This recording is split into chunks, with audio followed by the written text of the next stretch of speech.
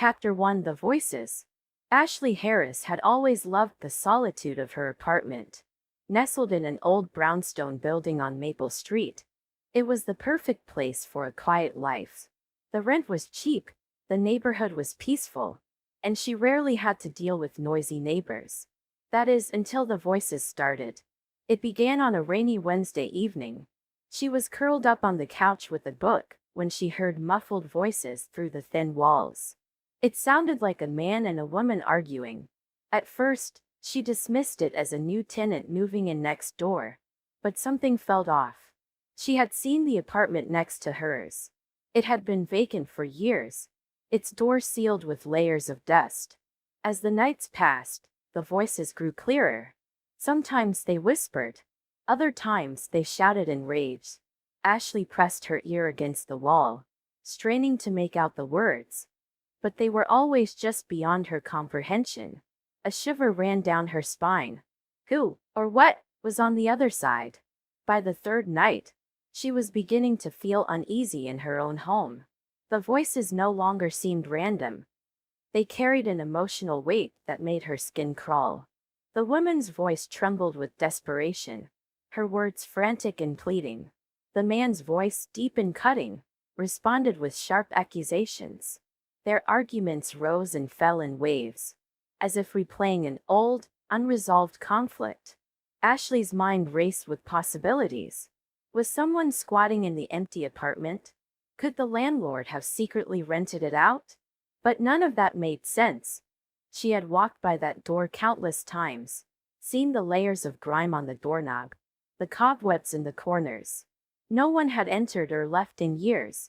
Determined to find answers, she knocked on her landlord's door the next morning. Mr. Jenkins was a man in his late 70s, hunched over from age but still sharp in mind. He lived on the first floor and managed the building with an almost obsessive attention to detail. "The apartment next to mine," Ashley began hesitantly. "Has someone moved in recently?" Mr. Jenkins frowned, shaking his head. "No, that place has been empty for nearly a decade." She swallowed hard. "I hear voices coming from there. Almost every night." A strange expression flickered across the old man's face. Something between concern and something else, something guarded. He cleared his throat. "You must be mistaken, Miss Harris. Sound carries strangely in these old buildings. Probably coming from another unit." Ashley nodded, though she didn't believe him. There was something he wasn't telling her. That night she stayed awake, waiting for the voices to return. As the clock struck midnight, they began again, low, angry whispers that sent chills down her spine. This time, she tried something different. She pulled out her phone and started recording. The moment she pressed record, the voices stopped. Heart pounding, she replayed the audio. Nothing. Just silence and the soft hum of her refrigerator in the background. Frustrated, she shut off her phone and tried to sleep. But sleep wouldn't come.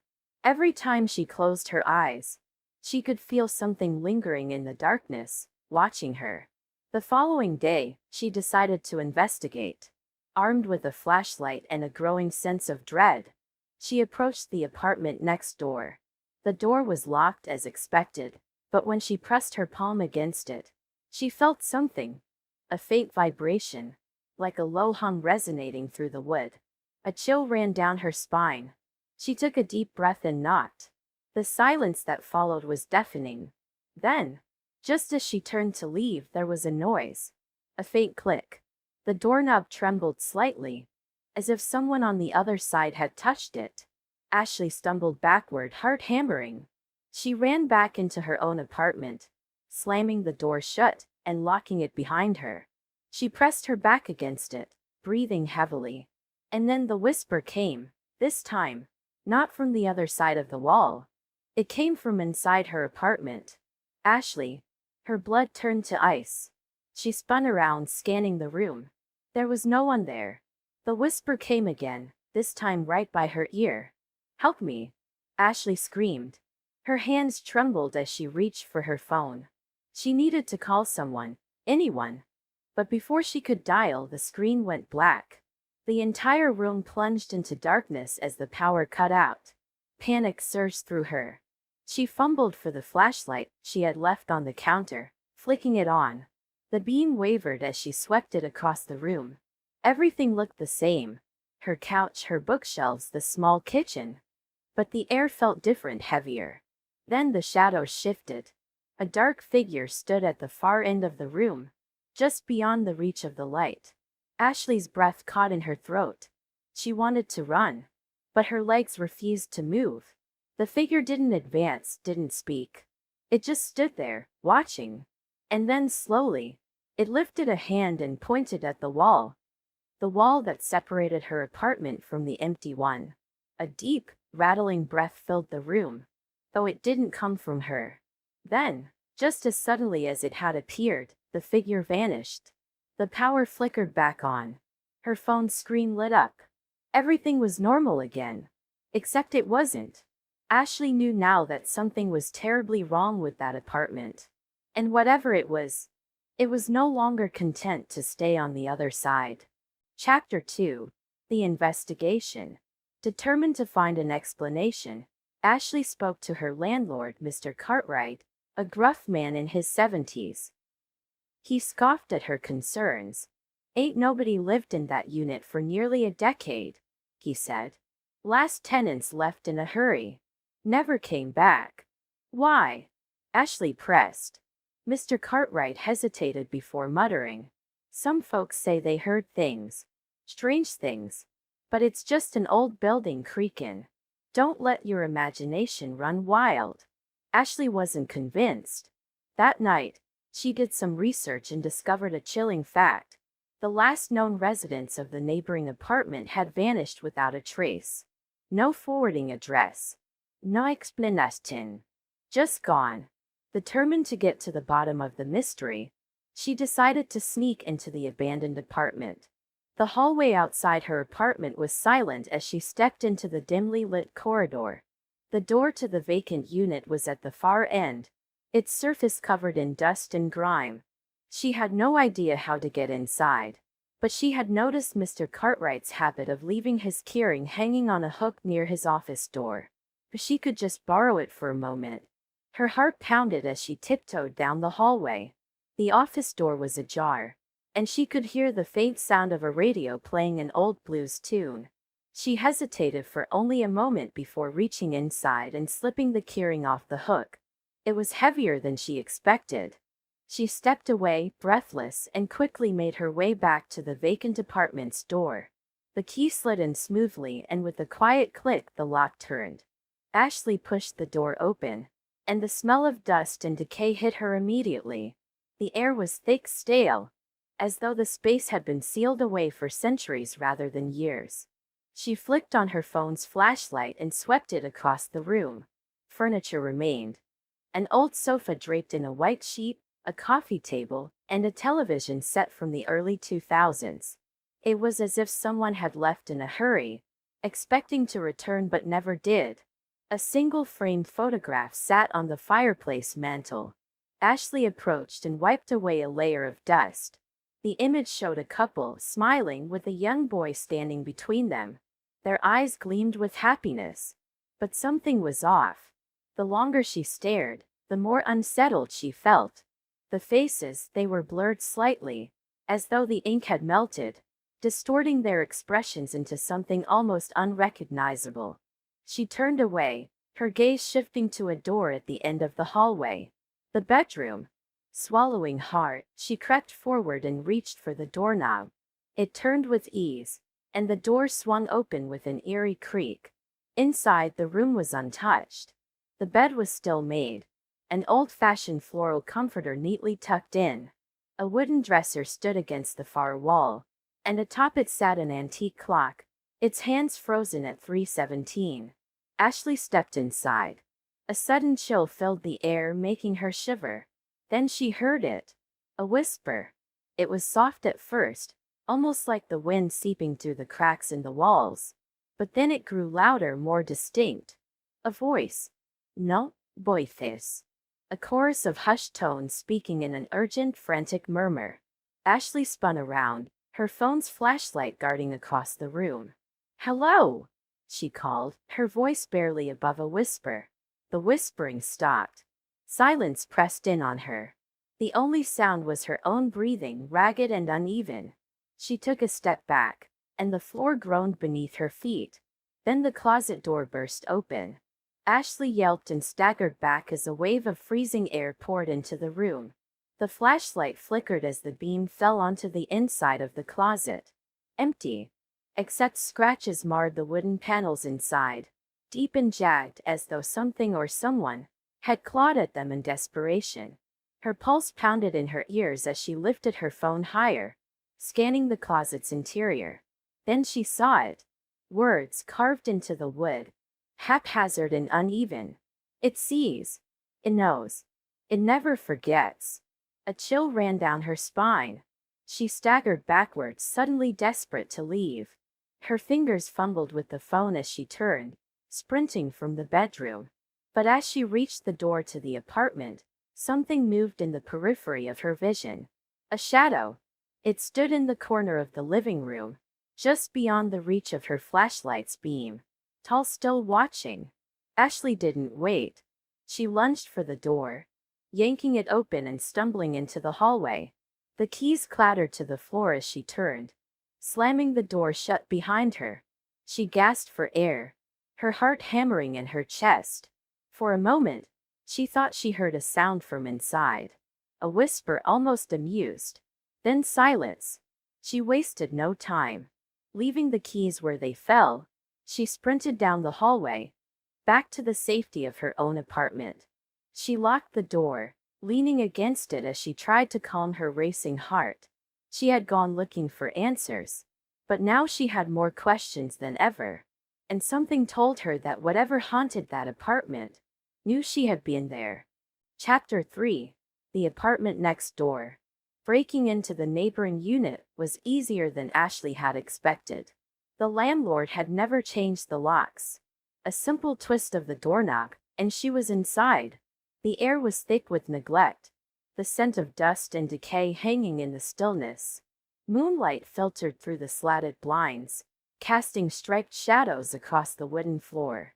Each step she took was met with the groan of aged planks beneath her weight. The furniture remained untouched, as if frozen in time. A plate sat on the table, its contents long since rotted away, now little more than a dried, blackened husk. A child's toy, a stuffed bear with one eye missing, rested on the couch, its fur stiff with age. The room spoke of a life abandoned suddenly, as if the previous occupants had left in the middle of dinner and never returned. Then she heard it, a whisper directly in her ear. Ashley spun around, heart hammering against her ribs. The room was empty. The silence that followed was almost worse, stretching out in an unnatural, suffocating stillness. Then the whisper came again, only this time, it wasn't alone. A chorus of voices rose up, faint and distant at first, but growing louder by the second. They filled the space around her, murmuring, sobbing, pleading. The sound crawled under her skin, chilling her to the core. One phrase stood out among the chaos. "Help us." Ashley stumbled back, knocking over a chair. It hit the floor with a sharp crack, and in that instant the voices ceased. The apartment plunged into silence once more, so complete that she could hear her own ragged breathing. Then she saw them. Faint, translucent figures stood in the dim light, their forms flickering like candle flames. Their faces were twisted in agony, their mouths forming silent words. One figure, a woman in a tattered nightgown, reached out with a trembling hand. Her eyes, sunken and hollow, locked onto Ashley's. Ashley's breath caught in her throat. She wanted to run, to flee back into the safety of her own apartment, but her legs wouldn't move. The woman's mouth moved, though no sound came out. The words were unintelligible, but the emotion was unmistakable. Desperation, fear. Then a child's voice rose above the others, clear as day. "Please, don't leave us." A cold shiver ran down Ashley's spine. She turned toward the voice, and saw a little girl standing near the hallway entrance. Unlike the others, her form was more defined, her presence more solid. Her hair was tangled, her dress torn. Dark stains marred the fabric. Ashley swallowed hard. Who? Who are you? What happened here? The girl took a step forward. She's still here. She won't let us go. Ashley's heart pounded. Who? Who won't let you go? The girl's gaze flickered to something behind Ashley. A sharp, cold breath ghosted against the back of Ashley's neck. She whirled around, but there was nothing there. Nothing but shadows stretching long and menacing across the walls. The temperature in the room plummeted. Ashley could see her breath in the air now, little wisps of fog curling before her. Then the whispers started again, low and urgent, pressing in from all sides. The walls seemed to pulse, as if the very fabric of the apartment was alive, breathing. A deep, guttural growl rumbled from the darkened hallway, where the light failed to reach. The little girl grabbed Ashley's hand. Her fingers were ice. Run! Ashley didn't need to be told twice. She turned and bolted toward the door, yanking it open with shaking hands. The moment she crossed the threshold, the oppressive weight in the air lifted. The voices cutting off as if someone had flipped a switch. She slammed the door shut behind her and pressed her back against it, gasping for breath. The silence of her own apartment was deafening in contrast. The warmth of her space, once unremarkable, now felt like a lifeline. Her mind raced. What had she just seen? Who were they? And more terrifyingly, who was still in that apartment, keeping them trapped? Ashley wiped a trembling hand across her face. She had to know more.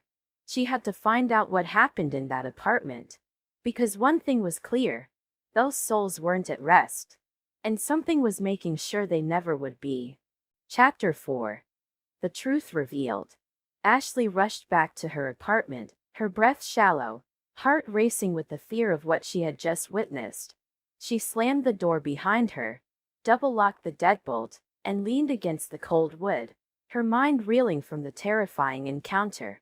She had thought she was imagining things, mistaken the whispers for the wind or the creaks of an old building settling. But the faces, the desperate expressions of the figures she had seen through the wall, were real. She could still see their eyes wide with fear, pleading for help. The room felt stifling, the silence deafening as she moved deeper into the apartment. She tried to shake the memory, but it clung to her like a shadow, the cold fear crawling under her skin. She switched on all the lights and sat down on the couch, gripping her phone in her hands, unsure of what to do next. She had to know more.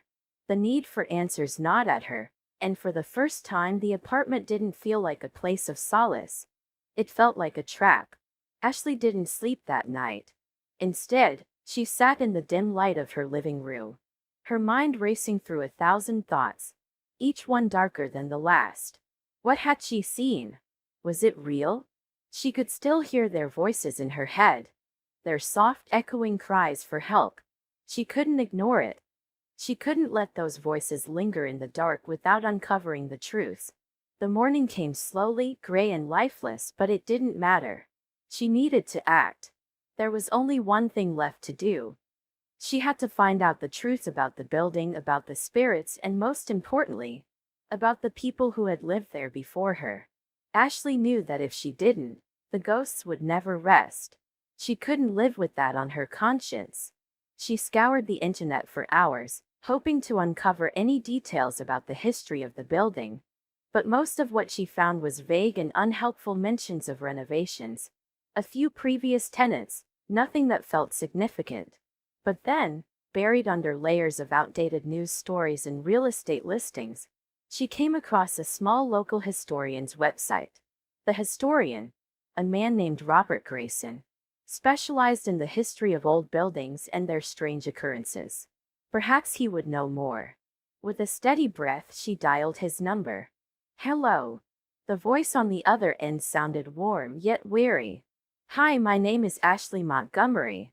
I've recently moved into an apartment on Oak Street, and I think there's something strange about it. I was hoping you could help me uncover some of its history. The pause on the other end of the line felt like an eternity before Grayson finally responded. I've heard of that building. he said, his voice lowering. It's one of the oldest on the street. What exactly are you looking for? Ashley hesitated. How could she explain the strange phenomenon she had encountered without sounding insane?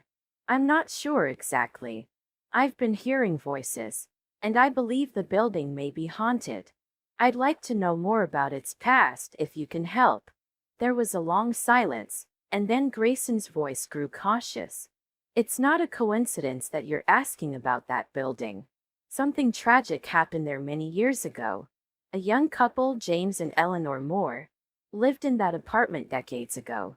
They were involved in a dispute with the landlord, and one night they disappeared. No one knows exactly what happened to them, but their belongings were left behind untouched. The case was never solved. People say the landlord had something to do with it, but there was never any proof. Ashley's heart pounded in her chest. She had heard whispers about the place before, rumors that had circulated among the neighbors, but this was something else. Do you have more details? Anything that could help me understand what happened to them? Grayson sighed deeply. I wish I could give you more. The case was buried long ago, and the landlord has long since passed away. But I can tell you this. There are stories, rumors that suggest the spirits of James and Eleanor still haunt the place, unable to find peace. If you're serious about wanting answers, I can give you some old records from the time. They might help you piece together what happened. But I warn you, be careful. Sometimes the past is better left forgotten. Ashley's pulse quickened.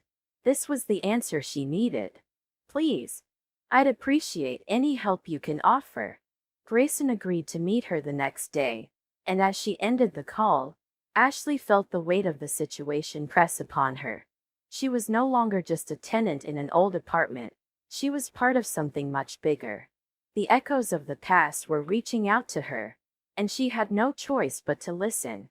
The next afternoon, Ashley met Grayson at a small library tucked away in the heart of the city. The room was musty, filled with the scent of old books and dust. Grayson, a man in his 60s with thinning gray hair and round glasses, led her to a back corner where a collection of records and files were stacked in neat piles. I didn't think anyone would be interested in these old things anymore, Grayson muttered as he handed her a thick folder. But I have a feeling you'll want to take a look. Ashley opened the folder and began sifting through the brittle papers. They were filled with old newspaper clippings, handwritten letters, and police reports detailing the mysterious disappearance of James and Eleanor Moore. The more she read, the more she felt the hairs on the back of her neck stand on end. The reports were filled with questions. No answers, just more confusion. The couple had been last seen arguing with their landlord, a man named George Harlan, just days before they vanished. Their apartment had been found in disarray, their personal belongings scattered across the floor. No signs of a struggle. No odies. The more she read, the more Ashley began to understand the depth of the tragedy that had unfolded in the very place she now called home.